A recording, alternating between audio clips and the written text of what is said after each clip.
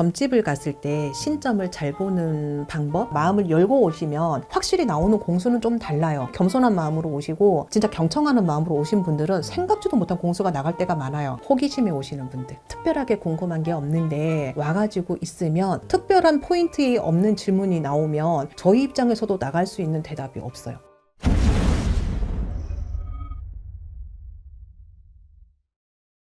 신점을 잘 보는 방법에서도 요즘에 이게 많이 떠다니더라고요. 점집을 갔을 때 신점을 잘 보는 방법, 아니면 조금 조심해야 되는 방법, 그냥 이런 거를 얘기를 하면, 신점은 저희는 매개체잖아요. 내 기분이 아니라 선관의 기분이란 말이에요. 그래서 어떻게 일반인이 볼 때는 기분 따라 행동한다고 생각을 할 수는 있는데, 공통적으로요 그런 거는 있어요. 예의를 지켜야 된다. 어느 집은 양말 안 신고 가도 되고 그런 집들도 있기는 해요. 근데 많지는 않을 거예요. 예외는 있는데 많지는, 양말을 신어야 된다, 옷을 좀 단정하게 입어야 된다, 꼭 정장 차림으로 오라는 게 아니라 막 이렇게 어깨 내놓고 오고 막 이만큼 파여져서 오고 막 앉았는데 막 팬티 보이는 그런 짧은 치마 입고 그런 게 아니라 조금 단정하게는 오셔야 된다. 두 번째는 음주하시고 오시는 분들. 아, 있어요? 예, 아니면은 새벽까지 술을 많이 드시고 이제 한 두어 시간 주무시고 오시는 분들, 예, 술 냄새 나는 분들, 막 담배를 정말 많이 피워가지고 들어올 때부터 담배 냄새가 나는 분들 있거든요. 근데 저를 만나러 오는 게 아니라 어른을 만나러 오고 어른의 말씀을 들으러 오는 거기 때문에, 우리가 시골에 있는 할아버지 할머니 댁을 가는데 짧은 치마에 어깨 내놓고 오고 술 막 잔뜩 마셔갖고 술 냄새 풍기고 가지는 않잖아요. 근데 그런 기본적인 생활의 예의는 좀 필요하다. 그 다음에 두 번째, 거짓말을 하면 안 된다. 그러니까 마음을 열고 오셔야 되는데, 이게 그런 게 있어요. 점집을 가면 내가 앉기도 전에 얘기를 다 해야지 그게 점집인 거지. 네가 내 고민을 알아야지 점집인 거지. 그 자체가 마음이 조금 불순한 거예요. 그러니까 차라리 마음을 열고 나오는 대로 나는 듣고 해결을 하자는 대로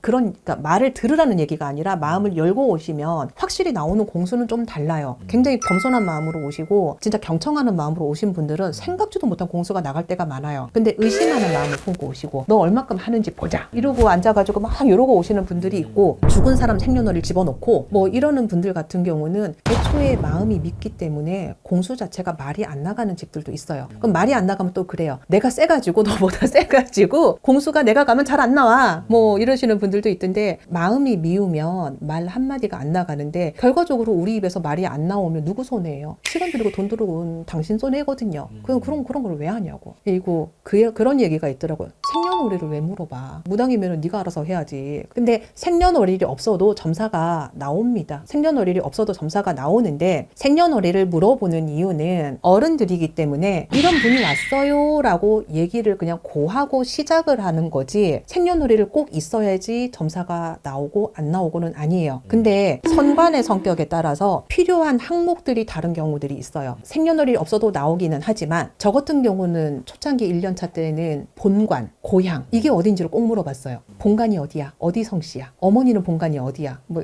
이 사람 보러 왔는데 어머니를 물어보고, 아 그래요? 뭐 이렇게 물어보는 경우가 있었고, 어떨 때는 생년월일이 없을 때는 그냥 어디 박씨야? 어디 김씨야? 이렇게만 물어보고 진행을 하는 경우들이 있었고, 지금은 조금 바뀌어가지고 어디 살아요를 꼭 물어봐요. 의미를 두는 건 아닌데 꼭 그렇게 해야지 점사가 나오더라고요. 그러니까 그 집에서 상관들께서 궁금하신 분야를 꼭 물어봐요. 이제는 알아서 그냥 물어보고 이제 대령을 하는 건데, 신점이라서 꼭 알아서 몰라서 이걸 갖다가 물어보는 거는 아니다, 그 얘기를 하는 거고. 호기심에 오시는 분들, 특별하게 궁금한 게 없는데 와가지고 있으면, 그러니까 말년운은 어떻고 금전운은 어떻고 남자친구도 없는데 배우자는 어떻고 결혼은 어떻고 그렇게 물어볼 수밖에 없는 거예요. 물어볼 게 없잖아요. 근데 내가 특별한 고민이 없으면 특별한 질문이 없을 수밖에 없는 거고, 특별한 포인트에 없는 질문이 나오면 저희 입장에서도 나갈 수 있는 대답이 없어요. 그러면 결과적으로는 안 시원하죠. 그러면 그 집은 못 보는 집이 되는 거예요. 그럼 신점은 어떤 사람들이 와야 되는 건가? 신점하고 타로하고 철학이 있죠. 철학은 어떤 때 가면 되는 것 같아요? 인생의 흐름. 이 사람이 뭐 연도별로는 잘 모르겠지만 이러한 흐름으로 이렇게 간다는 타로보다는 인생의 큰 기둥을 보러 갈 때, 흐름을 잡고 갈 때는 철학관을 가셔야 돼요. 타로 같은 경우는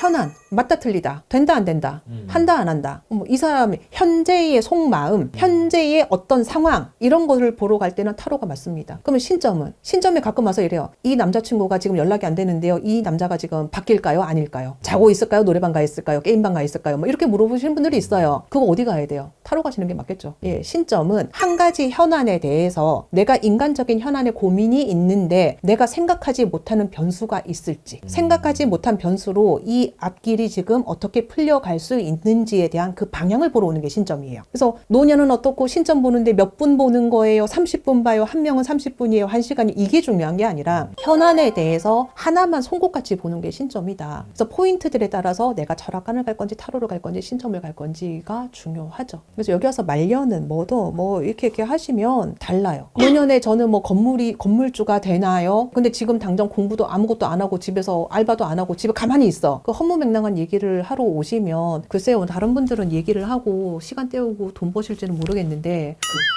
네, 저는 돈 주고 가라 그러거든요. 네, 그리고 그분은 이제 다시는 예약 안 받아요. 예, 저도 시간 낭비고. 근데 그런 분들은요, 예의가 없는 분들은 예약이 들어올 때부터 달라요. 그러니까 저는 전화가 오거나 문자가 오잖아요. 그때부터 이 사람이 안 보고 싶어요. 이상하게. 안 보고 싶고 짜증나고 마음이 그래. 그래서 안 보려고 시간을 이렇게 변경을 해봐도 결국에 그분을 만나잖아요. 그러면 꼭 문제가 되더라고요. 그런 분들은 이제 잘 안 보는데 예의도 중요하고요. 마음가짐도 중요하고요. 그래야 한마디라도 더 얻어갈 수가 있는데 조금이라도 그런 마음을 가지고 오면 결국에는 내담자님의 손해다.